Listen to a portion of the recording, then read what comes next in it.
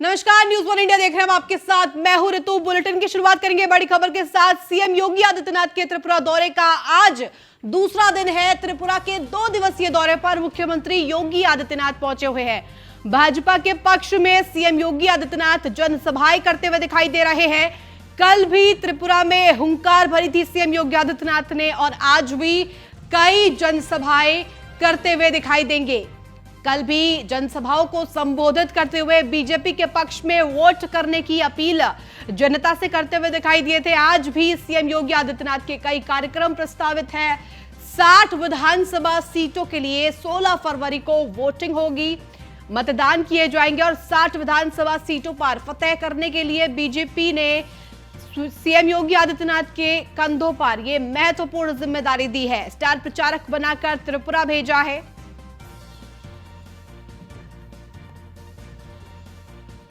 त्रिपुरा के 2 दिवसीय दौरे पर मुख्यमंत्री योगी आदित्यनाथ। और ज्यादा जानकारी के साथ हमारे संवाददाता अश्विनी द्विवेदी हमारे साथ फोन लाइन पर जुड़ गए। अश्विनी, सीएम योगी आदित्यनाथ के दौरे का दूसरा दिन त्रिपुरा पहुंचे हुए हैं और आज भी हुंकार करते हुए दिखाई देंगे और 60 विधानसभा सीटों के लिए बीजेपी के पक्ष में वोट डालने की अपील करेंगे। बिल्कुल, मुख्यमंत्री योगी आदित्यनाथ का 2 दिवसीय त्रिपुरा दौरा था। कल त्रिपुरा के लिए रवाना होते मुख्यमंत्री। कल भी मुख्यमंत्री ने तमाम रोड शो और जनसभाओं में सम्मिलित हुए थे और आज भी कई कार्यक्रम में मुख्यमंत्री योगी आदित्यनाथ शिरकत करेंगे। अगर बात करें त्रिपुरा चुनाव की तो 16 फरवरी को 60 सीटों विधानसभा सीटों के लिए त्रिपुरा में चुनाव होना है। ठीक उससे पहले सबसे भरोसेमंद खिलाड़ी को भारतीय जनता पार्टी ने पिच पे उतारा है। अगर बात करें बतौर मुख्यमंत्री, सबसे ज्यादा अगर डिमांड किसी की बतौर मुख्यमंत्री होती है भारतीय जनता पार्टी के कार्यकर्ताओं की ओर से, नेताओं की ओर से स्टार प्रचारक के रूप में, तो मुख्यमंत्री योगी आदित्यनाथ हैं। इससे पहले इससे उदाहरण देखने को मिले हैं, चाहे वो हिमाचल प्रदेश का चुनाव रहा या गुजरात का चुनाव रहा, दोनों जगह पर भारी डिमांड थी। कई एक जिले से 5 अगर प्रत्याशी थे, 5 चाह रहे थे, 5 जगह पर मुख्यमंत्री योगी आदित्यनाथ उनके लिए समर्थन मांगे। निश्चित तौर पर त्रिपुरा दौरा है, काफी टफ चुनाव माना जा रहा है क्योंकि इस बार वहां का चुनाव त्रिकोणीय चुनाव होने वाला है। क्योंकि पिछली बार का जो चुनाव रहा था वो भारतीय जनता पार्टी ने 0 सीट से लेकर के सत्ता का शिखर हासिल किया था। 41% की अप्रत्याशित वोट बैंक में वृद्धि भारतीय जनता पार्टी के पक्ष में हुई थी। तो निश्चित तौर पर कहीं ना कहीं वो एक तरीके से मोदी का जादू कहा जा रहा था कि मोदी मैजिक जो चल रहा था उसके चलते हुआ था।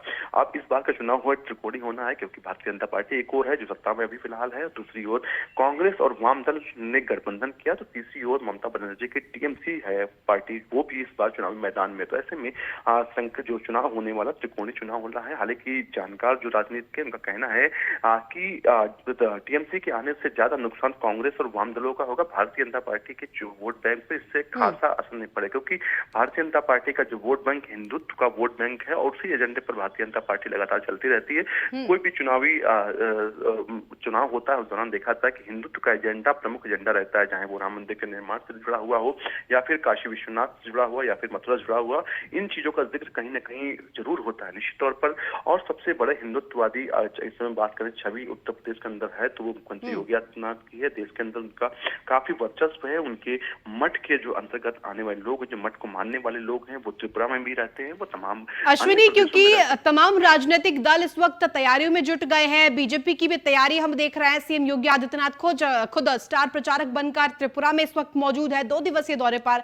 और ऐसे में आपसे समीकरण समझना चाहूंगी क्योंकि लगातार ये बात सामने आ रही है, एंटी इनकम्बेंसी की प्रॉब्लम बीजेपी को हो सकती है। दोबारा से सरकार क्या बना पाएगी? बीजेपी के लिए क्या डगर इतनी आसान है इस वक्त त्रिपुरा में?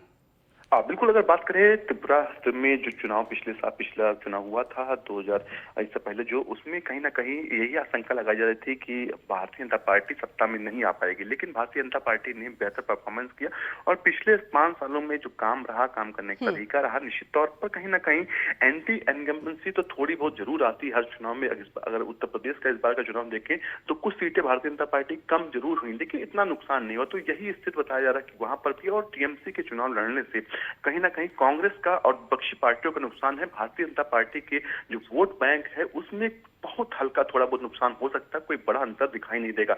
हालांकि ये वोटर के मूड पर डिपेंड करता है कि वो अंतिम समय में कहां वोट करेगा, और जब रिजल्ट आता है तब चीजें साफ होती है। लेकिन जो राजनीति के जानकार हैं उनका कहना है, गणतज्ञों का कहना है कि इतना कुछ नुकसान भारतीय जनता पार्टी का इस चुनाव में नहीं होने वाला। जी अश्विनी, कल भी हुंकार भरी थी सीएम योगी आदित्यनाथ ने त्रिपुरा में, आज उनकी जनसभाएं हैं, क्या कुछ आज खास रहेगा? कहां कहां पर आज जनसभाएं सीएम योगी आदित्यनाथ करेंगे?